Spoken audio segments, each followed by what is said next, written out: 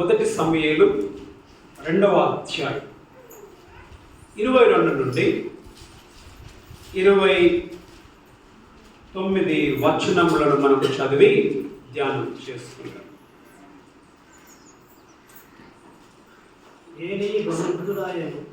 ఒక నిమిషం మా వినండి. ఈ వాక్యము ఎంతమందికి మీ తల్లిదండ్రులు అంటే ఎంతమందికి ఇష్టము లేదు అన్న వాళ్ళు చేయకండమ్మా. మా అమ్మ అంటే మా నాన్న అంటే నాకు ఇష్టం లేదు.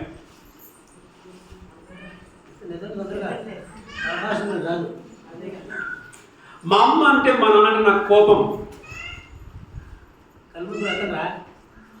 సరే, అదొక ప్రశ్న. రెండవ ప్రశ్న, ఎంతమంది తల్లిదండ్రులుగా ఉన్నవాళ్ళు మీరు చెప్తారు నా బిడ్డ అంటే నా కొడుకు అంటే నాకు ఇష్టం లేదు? ఈరోజు మనం 2 నేర్చుకుంటాం. పిల్లలు తల్లిదండ్రుల పట్ల ఏ విధముగా ఉంటూ ఉన్నారు. అనేక సందర్భాలలో తల్లిదండ్రులు అనుకుంటున్నారు ఏంటంటే మేము మా పిల్లల్ని మేము ప్రేమిస్తున్నాం అనుకుంటూ ఉన్నారు. కానీ నిజముగా వాళ్ళ ప్రేమ ఎంత భయంకరమైనదో ఈరోజు మనం చూస్తాం. ఎంతమందికి పిల్లలంటే ఇష్టమ్మా? చేయొద్దండమ్మా, అందరికీ ఇష్టం. ఎంతమంది పిల్లల మీద చెయ్యి పడొద్దని చూసేవాళ్ళు ఉన్నారమ్మా? చెయ్యి పడొద్దు నా కొడుకు మీద, చెయ్యి పడొద్దు నా కూతురు మీద, మాట అనొద్దు నా కొడుకుని, మాట అనొద్దు నా కూతురుని అనే వాళ్ళు మనలో ఉండొచ్చు. ప్రస్తుత సమాజం ఆ విధంగా ఉంది. ఈరోజు వాక్య అంశం పిల్లలను నాశనానికి ప్రేమించుట. ఇది మా వాక్యాంశం, పిల్లలను నాశనానికి ప్రేమించుట. Loving children to destruction. మీరు అనుకుంటారు, ఓ మా అమ్మ అప్పుడప్పుడు వింటూ ఉంటాను అనుకుంటా. ఏంటంటే మా అమ్మ నన్ను బాగా కొట్టింది పొద్దు. ఇంకో పాప అంటది మా అమ్మ అసలే అనుకుంటుంది. అసలే ఇద్దరు పిల్లలు ఉంటారు. కాలేజ్కో స్కూల్కో పోయిన తర్వాత ఆ పాప అంటది మా అమ్మ నన్ను బాగా కొట్టింది అంటే ఇంకో పాప అంటది మా అమ్మ నన్ను అసలే కొట్టదు. ఇప్పుడు ఈ పాప ఏమనుకోవాలి, ఆ పాప ఏమనుకోవాలి? ఇద్దరిట్లో ఏ తల్లి మంచిది? సాధారణంగా మన పిల్లలు ఏమనుకుంటారమ్మా? పిల్లలు సాధారణంగా ఏమనుకుంటారంటే నా తల్లికి నేనంటే ఇష్టం లేదు, ఆమె తల్లికి ఆమె అంటే బాగా ఇష్టం, అందుకే వాళ్ళ తల్లి ఏం చేయదు, కొట్టదు. అయ్యో మా అమ్మ నన్ను బాగా తిట్టింది పొద్దు, మా నాన్న బాగా తిట్టింది పొద్దు. ఓ మా నాన్న తిట్టినే తిట్టాడు, మా అమ్మ తిట్టినే తిట్టదు, వాళ్ళమ్మనే సూపర్. ఈరోజు వాక్యమును మా తల్లిదండ్రులుగా మనము మన పిల్లల్ని ఏ విధంగా మనం ప్రేమిస్తూ ఉన్నాం? నీ ప్రేమ నీ బిడ్డలను నాశనము చేసేదిగా ఉందా? నీ ప్రేమ నీ బిడ్డలను కట్టేదిగా ఉందా? ఈ రోజులలో అనేక బిడ్డలు నాశనం అయిపోతున్నారంటే కారణం ఎవరు తెలుసమ్మా? మన తల్లి తండ్రి.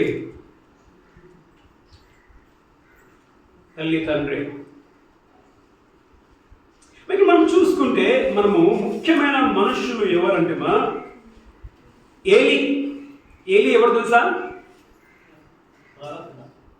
యాజకుడు. ఏలికి 2 కొడుకులు. ఎవరు వాళ్ళ పేర్లు? హొఫ్ని, ఫినెహాసు. ఏలి 2 కుమారులు.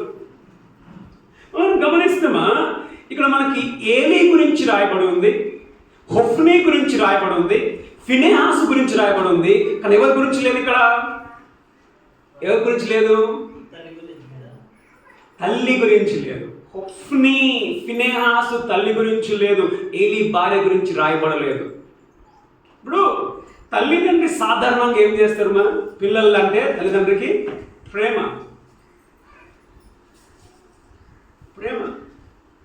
ఇప్పుడు తల్లి తండ్రి 2 కలిసి ప్రేమిస్తే అదొక రకం.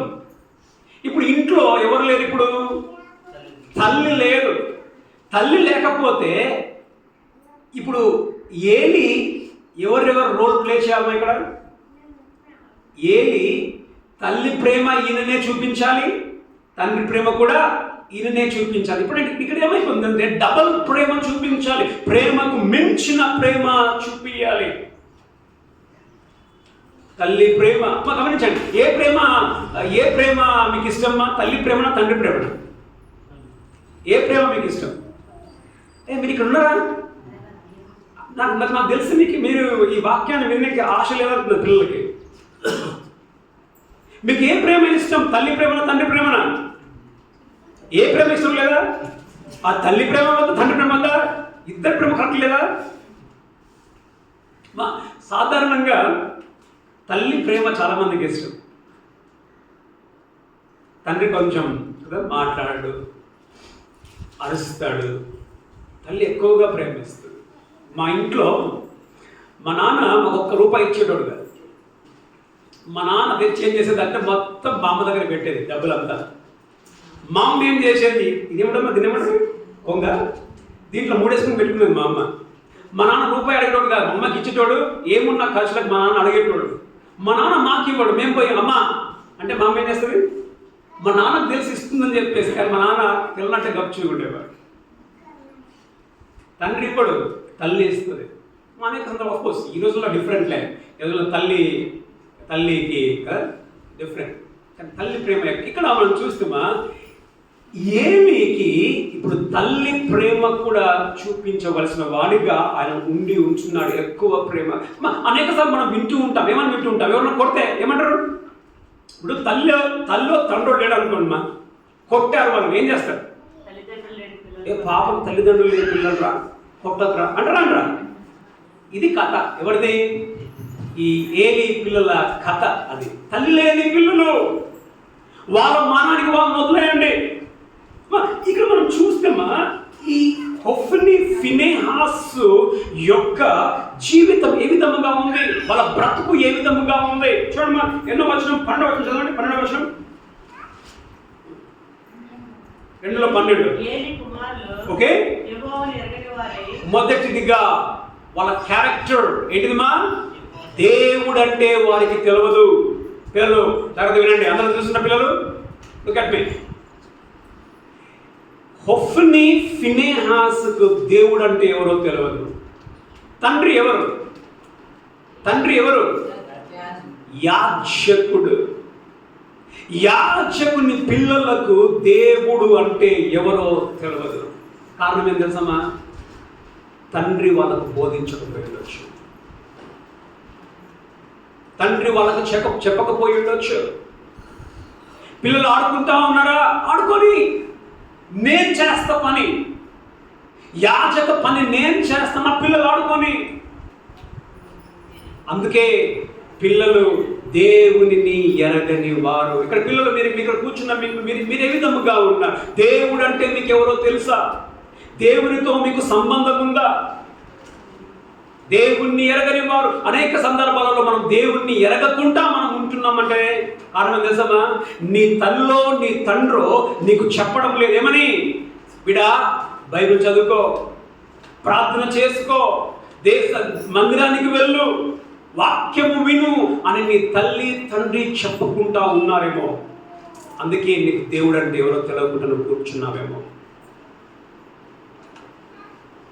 క్రైస్తవ కుటుంబంలో పుడతాం, క్రైస్తవ కుటుంబంలో పెరుగుతాం, కానీ మనకేముండదుమా? దేవుడు అంటే ఎవరో తెలియదు. దానికి కారణం ఏదమ్మా? మన కిందికి వెళ్తే మనం చూస్తాం. దానికి కారణం ఎవరో? మొదలు దేవుడిని ఎరగని వారు. చదవండి, కంటిన్యూ చేయండి. ఏంటంటే వాళ్ళు దుర్మార్గులు అంట. మా దుర్మార్గులు అని లేదు, మిక్కిలి దుర్మార్గులు. మిక్కిలి.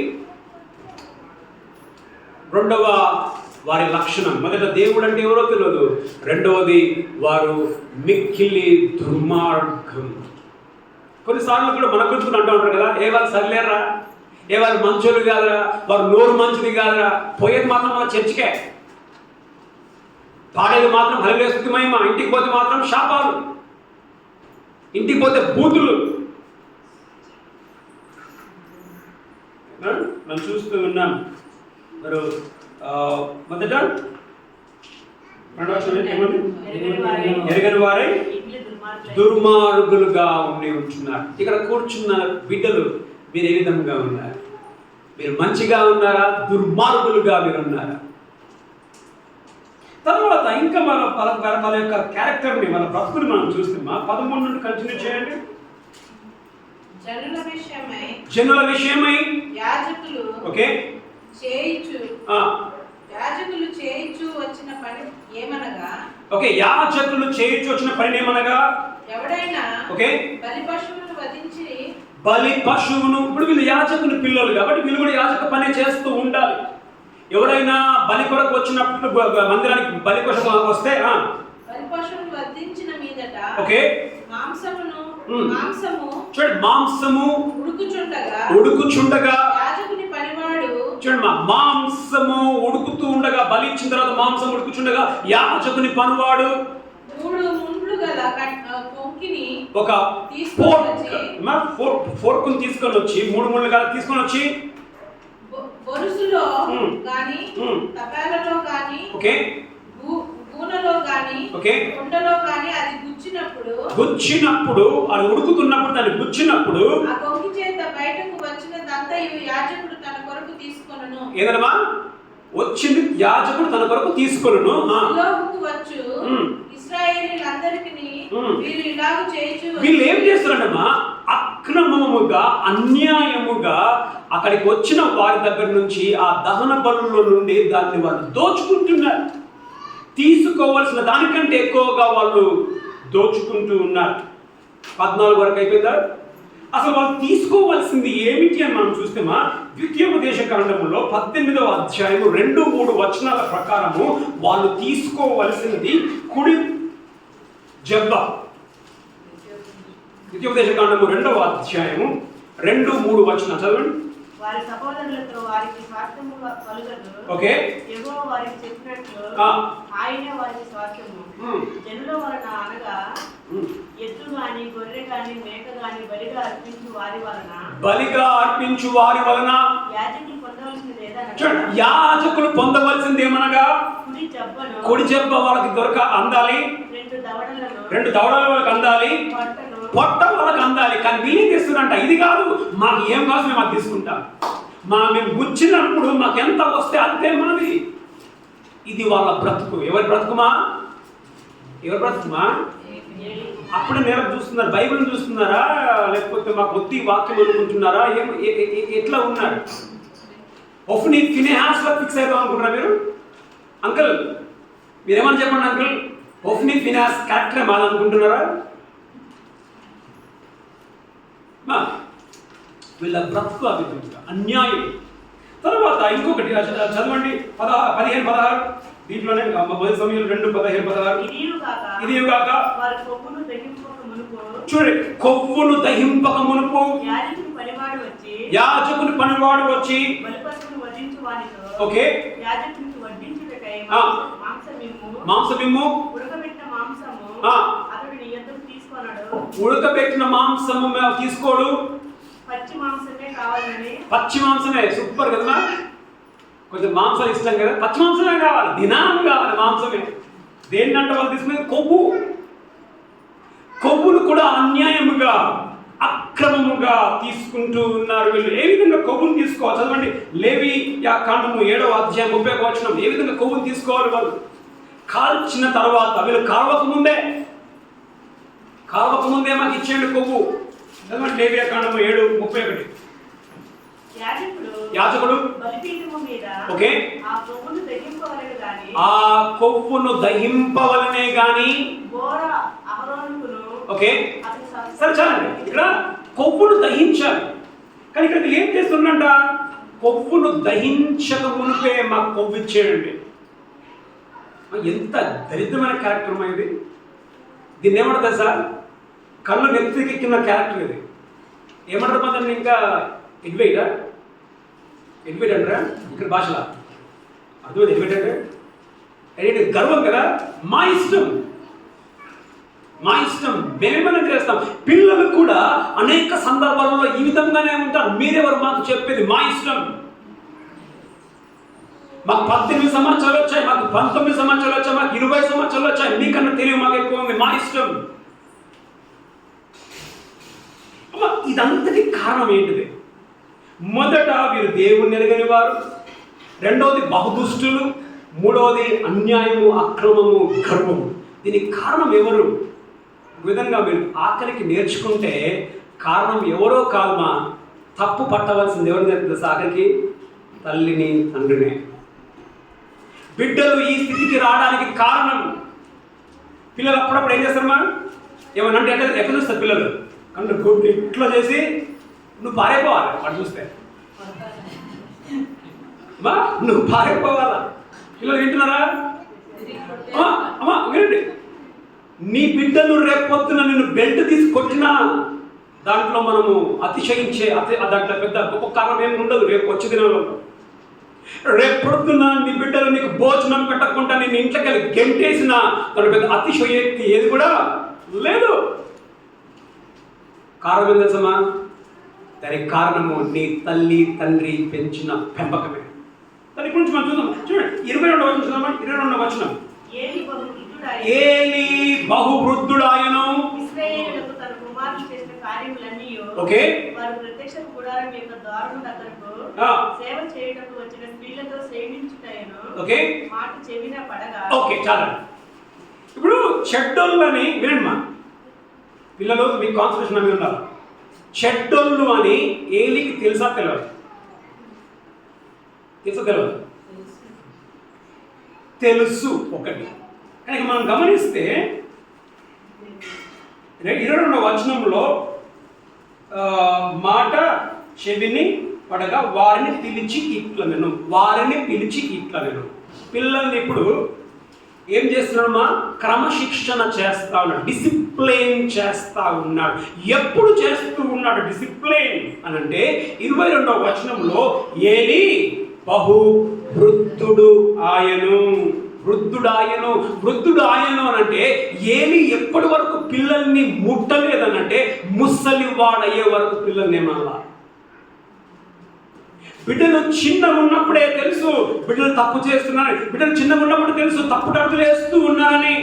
ఇట్లే వదిలేస్తే ఏమవుతుంది? వాళ్ళు చెడిపోతారని తండ్రికి తెలుసు. కానీ ముసలి వాడయ్యే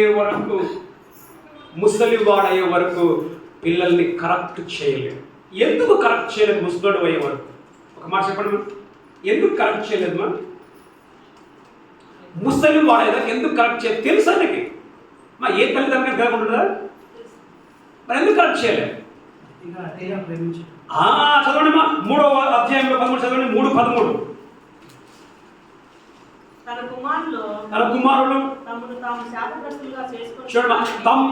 తాము శాపగ్రస్తులు చేసుకొనుచున్నారని తాను ఎరిగియు వారిని. చూడమ్మా పిల్లలు వింటున్నారా? ఏలికి తెలుసు పిల్లలు తమ్మును తాము శాపగ్రస్తులుగా చేసుకుంటున్నారని తెలిసి అడ్డగించలేదు. కారణం ఏం తెలుసమ్మా? ప్రేమ. ఏంటిదిమా? ప్రేమ. అయ్యో తల్లి లేని పిల్లలు వాళ్ళు కొట్టొద్దు, వాళ్ళని ఏమనొద్దు.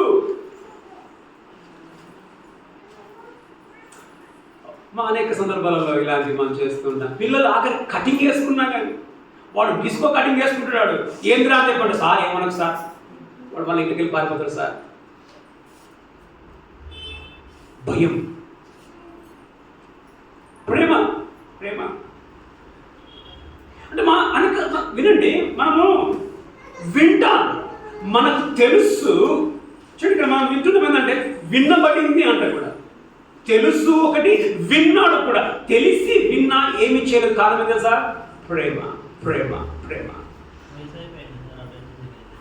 వయసు అయిపోయిందని అంటే ఎప్పుడు క్రమశిక్షణ చేయాలన్నా?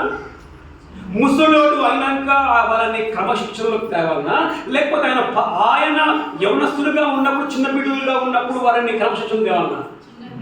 ఆయన యవనస్తుడిగా ఉన్నప్పుడు వాళ్ళు చిన్న బిడ్డలుగా ఉన్నప్పుడు. ఈయన క్రమశిక్షణ ఎప్పటి వరకు పిల్లల్ని క్రమశిక్షణలోనికి తేలేదు అని అంటే, ఎప్పటిదాకా నోటెత్తి మాట మాట్లాడలేదు అని అంటే, ముసలి వాడు అయ్యే వరకు బిడ్డలను ఏమీ చేయలేదు. అనేక సందర్భాలు పిల్లలు ఏ వయసు వచ్చి వాడు ఉన్నాడు, వాడు అబ్బా నా నాకు బుల్లెట్ బండి కావాలంటాడు. అమ్మ నాన్న ఏమంటాడు, వద్దురా, నువ్వు నడపొద్దురా, ఇది నీ వయసు కాదురా అని అంటాడు. వాడు ఏమంటాడు, నాకు కనే కావాలంటాడు. ఏం చేస్తాడు సార్? అడిగిండు సార్, ఒక్కడే కొడుకు సార్, బుల్లెట్ బండి ఇచ్చిన సార్ 2 నెలలకి యాక్సిడెంట్ చచ్చిపోతాడు. వాడి చావు కారణం ఏంటిది? వాడి చావు కారణం ఏంటిది? నీ ప్రేమ. మొదటిదిగా ఎప్పటి వరకు పిల్లల్ని క్రమశిక్షణ చేయలేదంటే ముసలివాడయ్యే వరకు. రెండోదిగా చదవండి, 20 కంటిన్యూ చేయండి. ముసలివాడైనప్పుడు, వృద్ధులైనప్పుడు.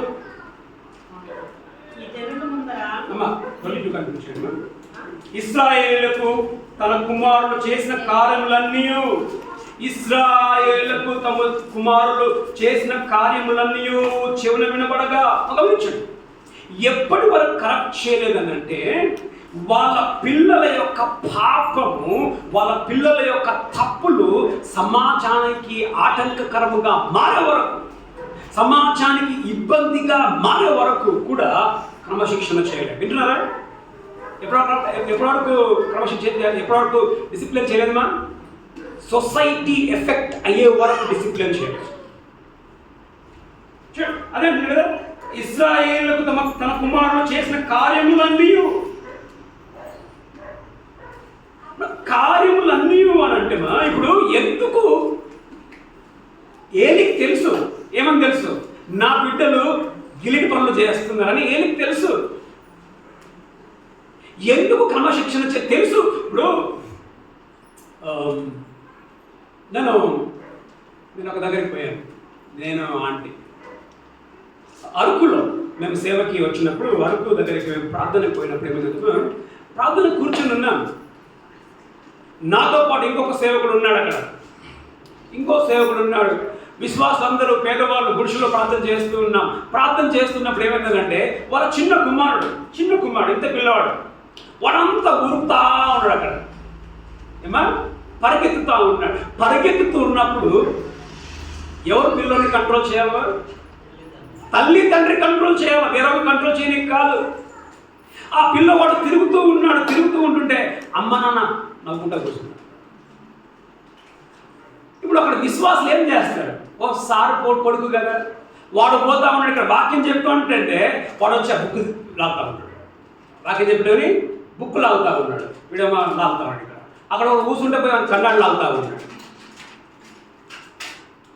ఇక్కడ మనం చూస్తే ఎప్పటి వరకు క్రమశిక్షణ చేయలేదంటే వాళ్ళ పిల్లల యొక్క పాపము సమాజానికి తాకే వరకు.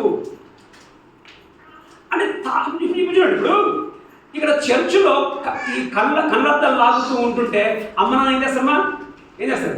నా కొడుకు ఎంత మంచి లాగుతా ఉన్నాడు అంటే అనుకున్నాడు కదా. అమ్మ నాన్న అనుకుంటూ నవ్వుకుంటూ ఉంటారు, కానీ చర్చిలో వాళ్ళందరికీ ఏమవుతుందమ్మా? చిరాకు కనిపించదా? వాళ్ళ పాపం అంటే ఏంటంటే ఎవరికైనా ఏమైనా కానీ నా కొడుకులకు మాత్రం ఏం కావాలి, డిస్టర్బ్ కానీ. అనేక సందర్భాల్లో ఏమైందంటే గొడవకు పోయి వస్తే నీ గొడవకు పోయి వచ్చిందంటే ఏమంటాడు? ఫస్ట్ నా కొడుకు ఏమన్నా అయిందా? ఎవరు చచ్చినా పర్లేదు, నా కొడుకు మాత్రం చాలు. ఎవరికి ఎఫెక్ట్ అయినా పర్లేదు, నా కొడుకు మాత్రం ఏం కావద్దు. గమనించండి, అనేక సందర్భాల్లో మనము కూడా ఎప్పటివరకు కరెక్ట్ చేయమ పిల్లలు తెలుసమా? సమాజానికి అంటే వరకు కూడా ఆయన బిడ్డలను కరెక్ట్ చేయకుండా ఉంటున్నాడు. అనేక సందర్భాలు మనం కూడా ఆ విధంగా తల్లిదండ్రులు ఏంది, నా బిడ్డలకు ఏమి కానంత వరకు ఎవ్వరికి ఏమైనా పర్వాలేదు.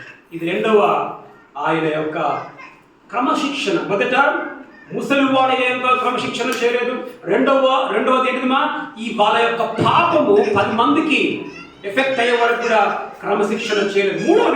మూడవదిగా 22 చదవండి, కంటిన్యూ చేయండి.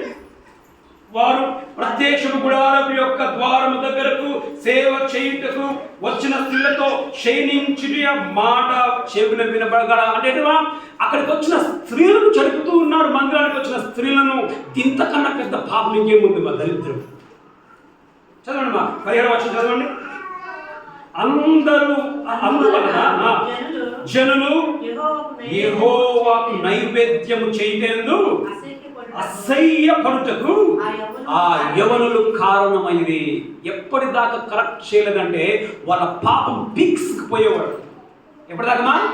ఎప్పటిదాకా సరిదిద్దలే వాళ్ళ పాపము ఇంకా ఇంకా ఇంకా ఇంకా దాన్ని తెంచెక్కాలి. ఇంకా అది ఇంకా ఎక్కడికి చేరాలో అక్కడ చేరుకుంది. అది చూడు, అక్కడికి వచ్చే వాళ్ళు చర్చికి రాకుండా ఉండడానికి ఈ బిడ్డలు వాళ్ళకి అసహ్యం అయిపోయిందంట. మేము గుడికి పోకుండా ఉండడం మంచిది, అసహ్యం కారణము అయ్యారు. మా గమనించండి, ఎప్పుడు దాన్ని తెంచాలమ్మా? ఎప్పుడు తెంచాలా? మొక్కైనప్పుడే దాన్ని వంచాలా. అనేక సందర్భాలలో ఎప్పుడు వంచుతాం తెలుసా మనము? వాడికి కండలు తిరిగినాక అప్పుడు వంచితే వాడు నిన్ను వంచుతాడు. అంతేనా? నీ తల్లో నీ తండ్రో నీ కండలు పెరగక మునిపే నీ కండలు విరగొడితే ఏమవుతుంది? నువ్వు అంత సీనికి పోవు. నువ్వు నీకు చిన్నగా ఉన్నప్పుడు తల్లిదండ్రులు వదిలేస్తారు కాబట్టి ఏమా పీక్స్కి అప్పటి వరకు కూడా ఆయన ఏం చేయడమా? చాలా సందర్భంలో తల్లిదండ్రులు ఎప్పుడు చేస్తారు సార్? వాడు ఇంకా అయిపోయింది అన్నప్పుడే, ఇంకా వీడి పని అయిపోయింది, ఇంకా వీడు ఇంకా చచ్చిపోతారు అన్నప్పుడు అప్పుడు బిడా అప్పుడు చెప్తారు. అప్పుడు వాడు మారడం అయిపోయింది. నువ్వు చూడాల్సింది మన సావును మాత్రమే. ఏదో దుర్వార్త మాత్రమే నువ్వు వినడానికి రెడీగా ఉండాలి. మొదటిదిగా ముసలివాడి అయ్యే వరకు క్రమశిక్షణ చేయలేదు. రెండవదిగా ఏంటిదిమా? వారి పాపము, వారి బిడ్డల పాపము సమాజానికి అంటే వరకు కూడా క్రమశిక్షణ చేయలేదు. మూడవది ఏంటిదిమా? వారి పాపము పెరిగే వరకు కూడా క్రమశిక్షణ చేయలేదు. 23:2 కంటిన్యూ చేయండి. ఓకే, 23 చేయండి, చదవండి. ఈ జనుల ముందర మీరు చేసిన చెడ్డ కార్యములు నాకు వినబడినవి. చాలండి, నాకు వినబడినవి. ఎప్పుడు కరెక్ట్ చేస్తా ఉన్నామా? ఎప్పుడు కరెక్ట్ చేస్తా ఉన్నాడు? ఎప్పుడు కరెక్ట్ చేస్తున్నాడు? ఏమంటున్నాడు? మీరు చేసే కార్యములు నాకు వినబడినవి. అప్పుడు పట్టుకున్నాడు కర్ర. ఎప్పుడున్నా నాకు వినబడ్డాయి. గమనించండి, నాకు వినబడినాయి. జనాలకి కంటే ఎవరికి ఎక్కువ తెలవమ్మా? పిల్లల గురించి బయటలక ఇంటి వాళ్ళక అమ్మ నాన్నక? ఇంటి వాళ్ళకు తెలవాలి. ఇంటి వాళ్ళకు తెలవాలి. కానీ అనేక ఇక్కడ ఎందుకు ఏలికి తెలుసు? ఏలి ఎందుకు క్రమశిక్షణ చేయలేదు? ఎందుకు ఏలి వాళ్ళని గద్దించలేదు? పిల్లలు వింటున్నారా? ఎందుకు ఏలి గద్దించలేదని అంటే, ఇప్పుడు గమనించండి, నా కొడుకు ఖుషిగా ఉన్నాడు, వాడిని బాధ పెడుతున్నా నా కొడుకు ఖుషి, వాడు బాధపడినా పర్వాలేదు, నా కొడుకు ఖుషి. గమనించండి, ఒక వ్యక్తి వచ్చి చెప్పుండొచ్చు. ఇప్పుడు ఏమనుకుంటారు మనం? ఏలి పెద్ద మనిషి. వినండి, ఏలి పెద్ద మనిషి. ఏలి ఇంకొకటి ఎవరమ్మా? ఏలి ఎవరు? యాజకుడు ఏంటిది? యాజకుడమ్మా, పెద్ద మర్యాద కదా, కూర్చేసుకొని కూర్చుంటాడు కదా, పెద్ద మర్యాద. ఓ ఆ సార్ దగ్గర పోయి ఎట్లా చెప్పాలి? నేను నీ కొడుకు నాకు ఇట్లా బాధపడితే ఎట్లా చెప్పాలా అనుకొని ఎంతోమంది నోటు కూర్చుండొచ్చు. ఇంకా తట్టుకోలేక ఎవడో ఒకరు పోయి చెప్పుండొచ్చు. ఏమని? సార్, నీ కొడుకు బాగా ఏషలేస్తున్నాడు సార్, ఎంత చెప్పినా వింటలేడు సార్, నీకు చెప్దామనంటే బాధ నాకు కష్టమవుతుంది సార్. తప్పదు, చెప్తున్నామని ఒకరు చెప్పుండొచ్చు. వినండి, మనం ఒకరు చెప్పుండొచ్చు. చెప్తే నాకు తెలిసి ఏలి ఏమనుకుండొచ్చు? సరే చూస్తా, చెప్తా. మళ్ళా అట్లే ఇంకోటికి అయింది. వాడు తట్టుకోలేక వాడు వచ్చి చెప్తా జరిగిందని తెలుసా? ఇక చూడమ్మా, ఏమంటున్నాం? 23 ఈ జనముల ముందర వినబడి నవి అంటున్నాడు. వినబడింది అలా. వినబడింది అంటే అర్థం ఏంటిది? ఎవరో ఒక్కడు ఇద్దరు వచ్చి చెప్తే వినబడింది. వినబడినవి అంటే సమాజము తట్టుకోలేక గుంపు కూడా పోయి అందరూ ఇక తెలుసుకోవాలా, తాడపోయడం వాళ్ళు మేము ఏలి ముందర తెలుసుకోవాలని చెప్పేసి పోయి ఇంకా అక్కడ అంటే వినబడినవి అంటే అర్థమైనది ఎప్పటి వరకు కరెక్ట్ చేయలేదని అంటే మా కంప్లైంట్స్ ఎక్కువగా వచ్చే వరకు కూడా ఆయన ఏం చేయలేదమ్మా కరెక్ట్ చేయలేదు. 1-2 కంప్లైంట్స్ నో ప్రాబ్లం చేద్దా. ఇప్పుడు ఎవరికి ప్రెషర్ పెరిగింది తెలుసా? ఏంటి ప్రెషర్ పెరిగింది? ఇప్పుడు ఖచ్చితంగా కట్టబట్టాలా వినండి, ఖచ్చితంగా ఏం చేయాలమ్మా కట్టబట్టాలా. పట్టకపోతే ఏమవుతుంది చెప్పండి మా? ఏలి కట్టి పట్టకపోతే ఏమైంది? ఏమైందమ్మా? ఏలి కట్టె పట్టకపోతే జనాలు ఏలి మీద కట్టబడతారు, అంతేనా? ఇప్పుడు ఒక విధంగా నాకు తెలిసి సో మనం చూస్తున్నాం మొదట ముసలి వాడే వరకు క్రమశిక్షణ చేయలేదు, రెండవది వాళ్ళ పాపము 10 మందికి తాకే వరకు క్రమశిక్షణ చేయలేదు, మూడవది వారి పాపము పైకి పెరిగే వరకు కూడా అంటే ఇక తుంచలేని స్థితికి ఎదిగే వరకు క్రమశిక్షణ చేయలేదు. తర్వాత ఎప్పుడమ్మా 10 మంది కంప్లైంట్ చేసే వరకు కూడా క్రమశిక్షణ చేయలేదు. ఇప్పుడు ఏలి ఏం చేస్తున్నాడు? ఏ విధంగా డిసిప్లిన్ చేస్తా ఉన్నాడు ఏలి? ఇలా జాగ్రత్త వినండి, ఏ విధంగా డిసిప్లిన్ చేస్తున్నాడు. మీ అమ్మా నాన్న ఈ కేటగిరీలోకి రావచ్చు. 23 చదవండి. ఈ దినముల ముందర మీరు చేసిన చెడ్డ కార్యంలో నాకు వినబడినవి. ఈ జనముల ముందర చేసిన చెడ్డ కార్యములు నాకు వినబడినవి. గమనించండి, నాకు వినబడినవి అని మనం ఇంతమంది చూసుకున్నాం. ఎప్పుడు కరెక్ట్ చేస్తున్నాడంటే వినబడినవి, అంతవరకు కూడా కరెక్ట్ చేయలేదు. ఇకమా majority of the people complaint చేసిన తర్వాత ఏం చేసినమా ఆయన క్రమశిక్షణ. ఇప్పుడు ఈ క్రమశిక్షణకి ఆయన హీ వాజ్ ఫోర్స్డ్, ఆయన బలవంతం చేయబడ్డాడు క్రమశిక్షణ చేయడానికి. ఓకేమా, బలవంతం చేయబడ్డాడు.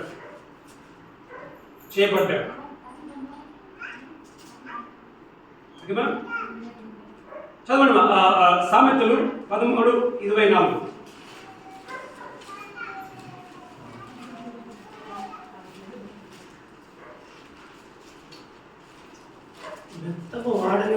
బెత్తని వాడని వాడు తన కుమారుని విరోధి.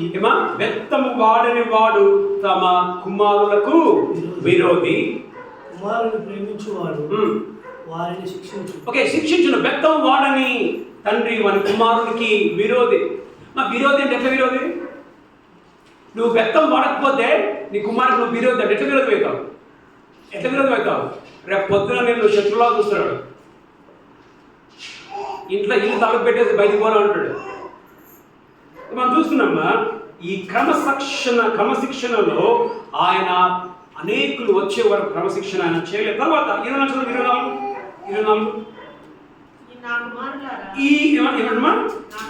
నా కుమారులారా, చాలండి, నా కుమారులారా. ఇంత పెద్ద దుర్మార్గపు పనులు చేస్తుంటే నువ్వే ఉంటే ఏం చేస్తావు అక్కడ? ఏం చేస్తావు? నువ్వుంటే ఏం చేస్తావు? మా నాన్న ఉంటే మాత్రం బెల్ట్ తీసుకుంటున్నాడు. ఇక్కడ ఏమంటున్నాడు ఈయన? మా నాన్న ఉంటే ఏమన్నాడు? గాడిది అంటున్నా. ఎంతమంది మీ అమ్మ నాన్న ఇలాంటి పదాలు మాత్రమా? దున్నపోత, గాడిది, అడ్డగాడిద, ఎంతమంది అది ఎప్పుడు పాడతారమ్మా? కోపం వచ్చినప్పుడు మాట్లాడే మాటలవి.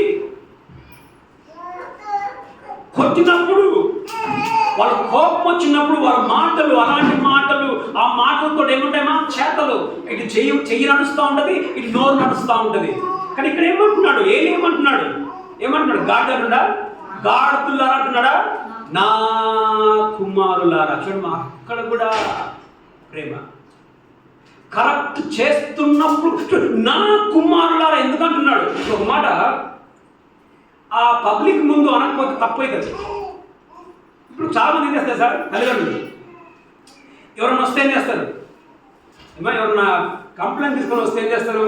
అంతకుముందు పిల్లలు ఏమన్నారు? 10 మంది వస్తే అరుస్తారు పిల్లల మీద. ఎందుకు అరుస్తారు? పిల్లలకు తెలుసు మా అమ్మ నిజంగా అసలే అని చెప్పేసి, పిల్లలకు తెలుసు మా అమ్మ బాగా కవరింగ్ ఇస్తుందని చెప్పేసి. అయిపోయినాక కథ అంటే వాళ్ళ ముందు మాత్రం అని చెప్పి వస్తారు. ఇంట్లో అయిపోగానే చికెన్ బిర్యానీ పెడతాం తిని బిడ్డ. నా కుమారులారా చూడమా, కరెక్షన్ చేసేటప్పుడు సీరియస్నెస్ లేదు, ప్రేమ ప్రేమ ప్రేమ. తెలుసు, ఏమని తెలుసు? తన పిల్లలు తమను తాము శాపగ్రస్తులు చేసుకొనుచున్నారని తాను ఎరిగియు నా పిల్లలారా అంట. మాకు మాట, నీ తల్లి కానీ నీ తండ్రి కానీ మీరు తప్పులు చేస్తున్నప్పుడు మిమ్మల్ని ఏమనుకుంటా నా పిల్లలారా బతకండి అని అంటున్నారంటే వాళ్ళు సరి అయిన తల్లి తండ్రి కాదు. మీకు వింటున్నారా పిల్లలు? ఇప్పుడు చాలా కోపం వస్తుంది మీకు. మా నాన్నకేం పని లేదు, మా అమ్మకేం పని లేదు, అమ్మ నిజంగా వాళ్ళకి పని లేదు. రేపు పొద్దున్న మీ భవిష్యత్తు గొప్ప భవిష్యత్తుగా ఉండడానికే వాళ్ళు అనేదే. మిమ్మల్ని ప్రేమిస్తున్నారా? వారి సరి అయిన తల్లిదండ్రులు కాదు వాళ్ళు. నా కుమారులారా ఇప్పుడు ఈ ప్రేమలో మనం చూసాం ఏంటంటే, ఈ ప్రేమలో ఏమంటారంటే దానికి హెచ్చుతగ్గులు ఉన్నాయి. హెచ్చుతగ్గులు అంటే ఓవర్లాప్ అంటారు. ఓవర్లాప్ అంటే మనం ఒకే విధంగా, ఓవర్లాప్ అంటే సరి అయిన లేదు. అంతమంది వచ్చి చెప్పినప్పుడు ఏం చేశాడు మనం? క్రమశిక్షణ చేస్తూ ఉన్నాడు. తర్వాత ఏంటంటే మనం క్రమశిక్షణ చేసినా కానీ ప్రేమ నా కుమారులారా. ఇప్పుడు ఈ ప్రేమ ఎంతమందిని బజార్లోకి ఇచ్చింది? ఈ తల్లిదండ్రి ప్రేమ ఎంతమందిని ఎఫెక్ట్ చేసింది? చివరిదిగా చూస్తే మనం ముగించుకున్నాం. మొదటిదిగా 25 వచనం చూడండి. 25 వచనం. తప్పు చేసిన యెడల ఓకే, దేవుడు విమర్శ చేయను గాని ఓకే, ఎవరైనా యెహోవా విషయంలో పాపం చేసిన యెడల ఓకే, వారి కొరకు ఎవడు విజ్ఞాపనము చేయను. ఓకే, ఓకే, చేయను అనెను. ఓకే. అయితే యెహోవా వారిని చంపదలచి ఉండెను గనుక, యెహోవా వారిని చంపదలచెను గనుక వారు తమ తండ్రి యొక్క మొర్రను వినకపోయేది. ఏదమ్మా? వాళ్ళ తండ్రి మాట వినలేదంట. కారణం ఏంటిది? యెహోవా వారిని చంపదలిచెను కనుక.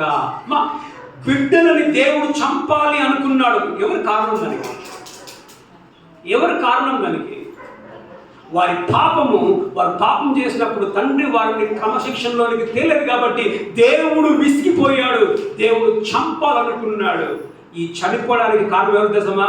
తల్లిదండ్రి ప్రేమే. ఆ తల్లిదండ్రి ప్రేమ ఎవరిని ఎఫెక్ట్ చేస్తుందంటే పిల్లల్ని ఎఫెక్ట్ చేస్తుంది. మీ అమ్మా నాన్న నేను ఎక్కువగా ప్రేమిస్తున్నారేమో. దేనికి తెలుసా పిల్లలు? దేనికి ప్రేమిస్తున్న వాళ్ళని? నీ నాశనానికి ప్రేమిస్తున్నారు వాళ్ళని.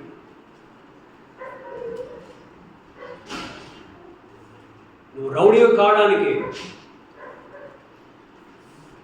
నీవు చెడిపోవడానికి వాళ్ళని ప్రేమిస్తూ ఉన్నారు. మొదట మన ప్రేమ మన పిల్లలని ఏం చేస్తుందండి? నాశనం చేస్తుంది. చదవండి సామెతలు 22:6. బాలుడు నడవవలసిన త్రోవను ఎప్పుడు నేర్పాలంటమ్మా? బాలుడు నడవలసిన త్రోవను వానికి నేర్పము. వాడు పెద్దవాడైనప్పుడు పెద్దవాడు ఫుట్నోట్లో వృద్ధుడు అని ఉంది. ఫుట్నోట్లో వృద్ధుడు అని ఉంది. అమ్మా, నువ్వు చిన్నగా ఉన్నప్పుడే దాన్ని ఏ విధంగా వంచాలనుకున్నావో అది ముసలితనంలో కూడా అదే విధంగా మిగిలిపోతుంది. వాడు రౌడీ కావాలంటే చిన్నప్పుడు నువ్వు బజార్ను వదిలేస్తే చచ్చదాకా వాడు బజార్ మీద ఉంటాడు. చిన్నప్పుడు నేను ఈ జయంతి గురించి అజయ్ గురించి ఎక్కువగా మాట్లాడుతూ ఉంటాను. పిల్లలు ఇప్పటికీ ఎంతో డిసిప్లిన్డ్గా ఉంటారు. వాళ్ళు సంపాదించే సంపాదన కూడా వాళ్ళ నాన్న చెప్పకుండా ఏముంటారు.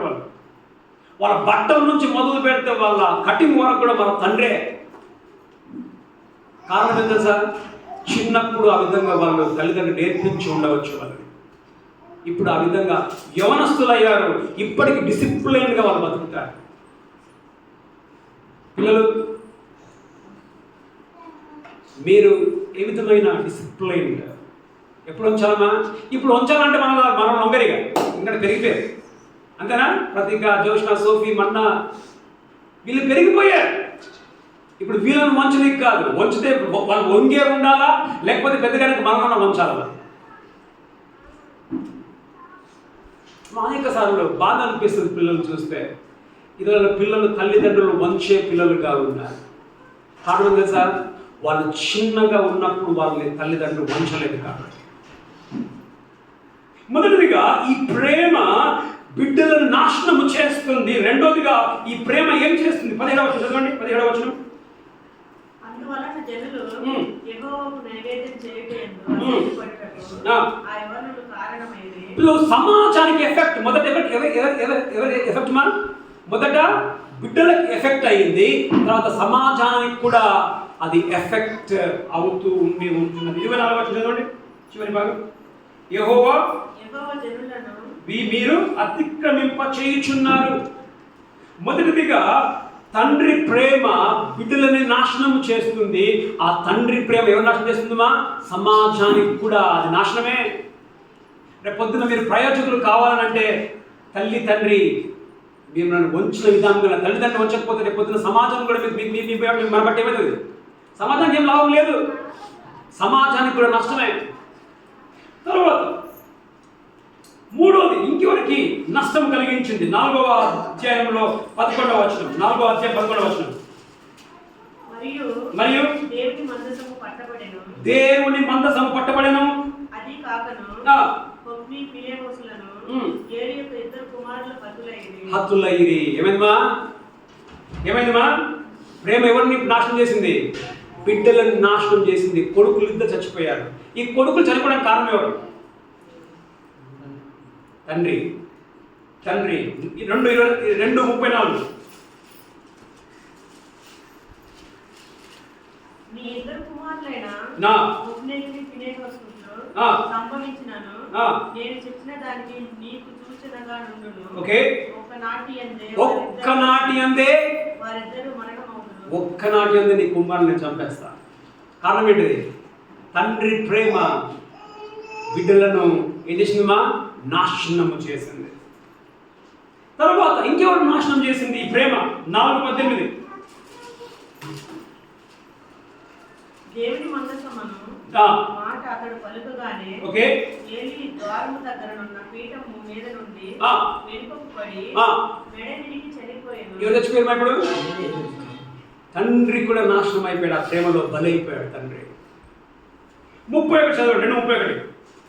ఆలకించుము, రాగల దినములలో నీ జనమును నీ పితరుల ఇంటి బలమును నేను తక్కువ చేతును, నీ ఇంట ముసలి వాడు ఒక్కడును లేకపోవును. దేవుడు చెప్పాడు. బిడ్డలు చనిపోయారన్న మాట విన్నాడు. దేవుడు మనసం పడబడిందన్న మాట విన్నాడు.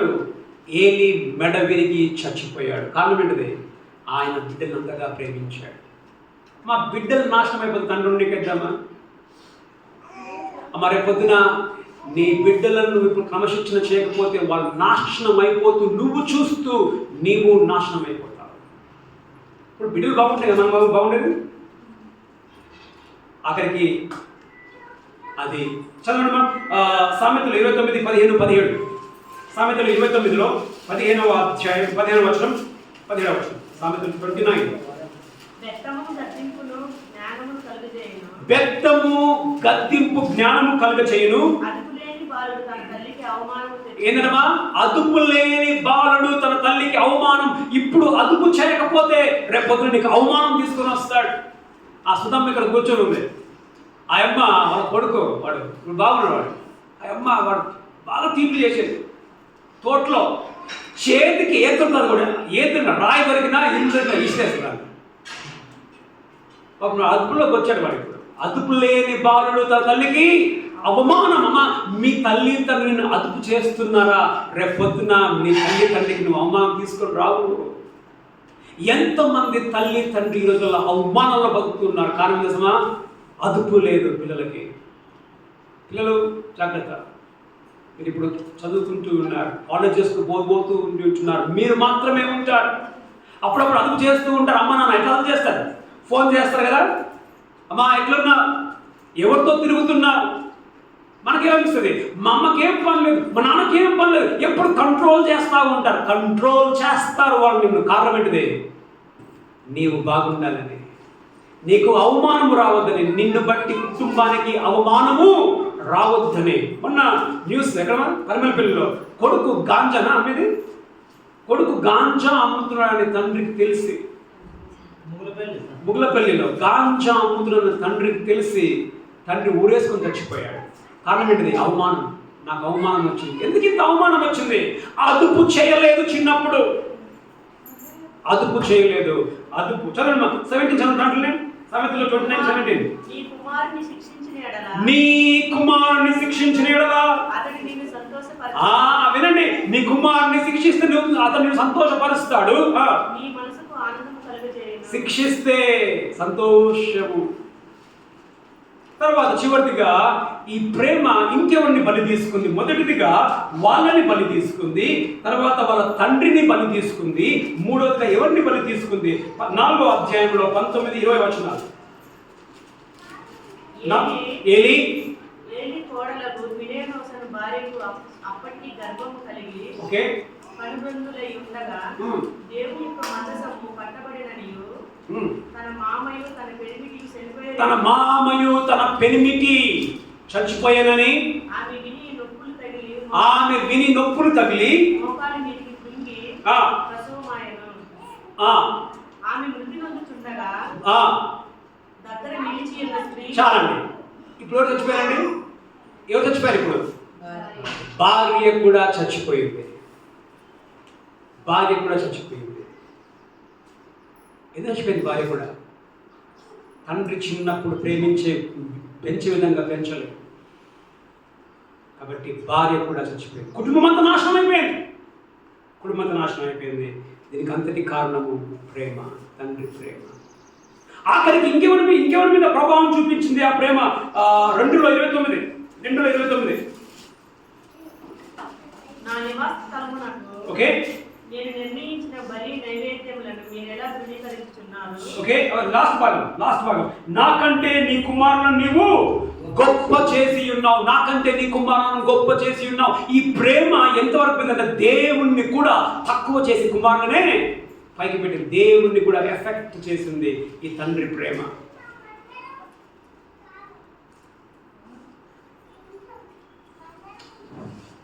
సామెతలు 23:13-14.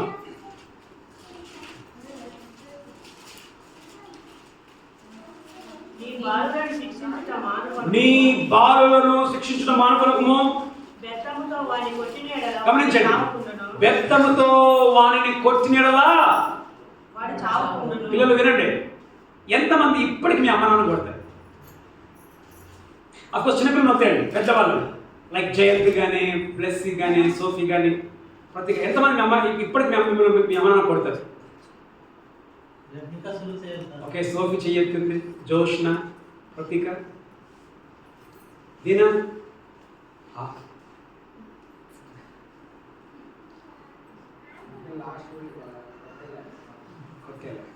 కొట్టేలే అని అంటే ఆ పరిస్థితి తీసుకురాకపోతే కొట్టకపోవచ్చు.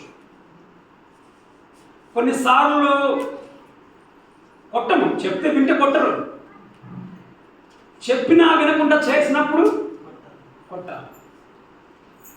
కానీ ఇప్పుడు అంత సీన్ లేదు, చిన్నపిల్లలు కొట్టికే లేదు, పెద్ద పిల్లలు అయినా చదవండి. నీ బాలులను శిక్షించుట మానుకుము. బెత్తంతో వారిని కొట్టిన యెడల, బెత్తముతో కొడితే వాడు చావడు. బెత్తంతో వారిని కొట్టిన యెడల పాతాళమునకు పోకుండా వారి ఆత్మను నీవు తప్పించెదవు. ఏమా, నువ్వు కొడితే నీ కొడుకుని నాశనము కాకుండా నువ్వు కాపాడుతావు. అప్పుడప్పుడు తల్లిదండ్రులు చెప్తా ఉంటాడు, బిడ్డ పడుకోండి. నా జేసన్ ఉన్నాడు, ఫోన్ పడుకొని కూర్చుంటాడు రాత్రి పూట. Jason 1 minute daddy. జేసన్ మళ్ళీ ఇంకొక 10 minutes అయిపోతుంది. అరే పడుకోరా కాబట్టి 1 minute డాడీ, ఇంకొక 4 minutes ఏమో డాడీ. అది ఎప్పుడు వరకు పోతుంది? 11 వరకు పోతుంది. 1 minute డాడీ. రేపు పొద్దున ఏమవుతుంది? నీ కళ్ళు కన్నడ వేసుకోవాలి, అంతేనా? నాశనము కాకుండా నీ తల్లి నిన్ను కాపాడేది. తల్లిదండ్రులమైన మనము మన బిడ్డలు ఏం చేయాలండి?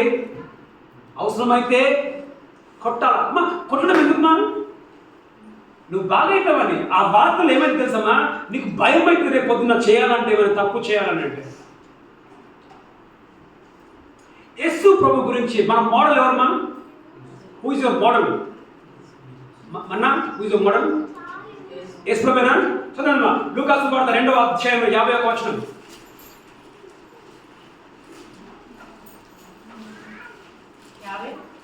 లూకా 2:51.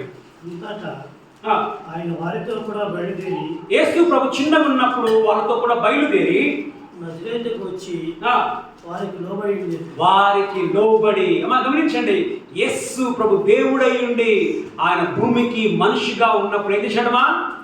అమ్మా నాన్న మాట విన్నాడంట, తల్లిదండ్రుల మాట విన్నాడంట. అంతకంటే బెస్ట్ మోడల్ ఇంకేమో మనకి. యేసు ప్రభువే తల్లిదండ్రుల మాట వింటే మనము, యేసు ప్రభు ఒక మాట అన్నాడు.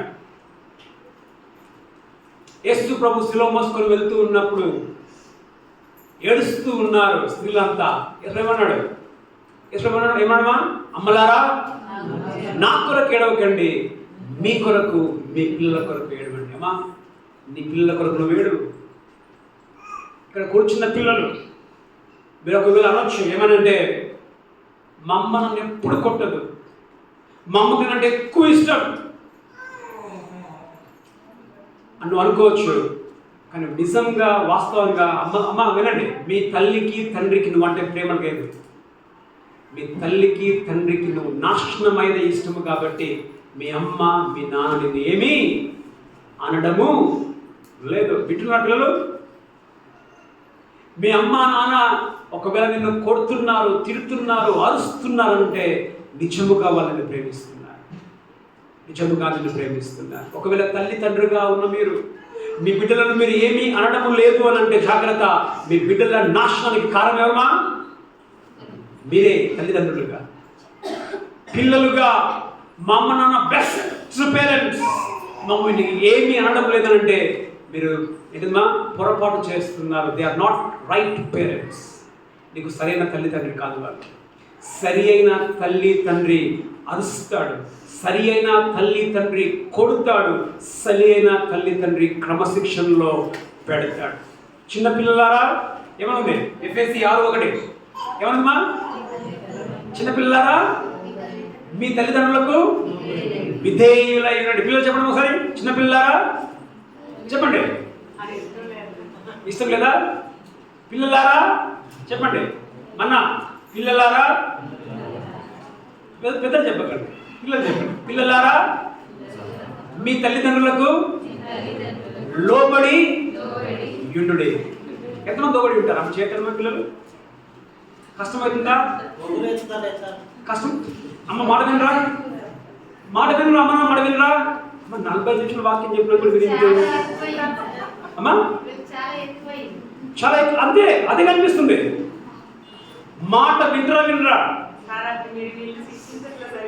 చేయొద్దండి. మాట వినరా? ఓకే అమ్మా, అమ్మా మీరు ఇంకా పిల్లలు చేయొద్దని పరిస్థితిలో ఉన్నారంటే you are in danger zone. మీరు చాలా భయంకరమైన ప్లేస్లో మీరు ఉన్నారు. పిల్లలు, నేను మాట్లాడుతుంటే ఇంకా మీరే మాట్లాడుకుంటున్నారు. అంటే మీరు ఇక్కడ వాక్యానికి మీకు మర్యాద లేదు, తల్లి తండ్రికి మర్యాద లేదు, దేవునికి మర్యాద లేదు. మీ బ్రతుకులను మీరు మెసప్ చేసుకున్నాక మీరు ఏడుస్తారు. ఇంత మంచి కనీసం పెద్దలను అడిగినా పెద్దలైన వాళ్ళు మీ అమ్మ నాన్న ఉంటే ఎంతమంది మీ అమ్మ మాట వింటారమ్మా? పెద్దలైన వారు అమ్మ నాన్న ఉంటే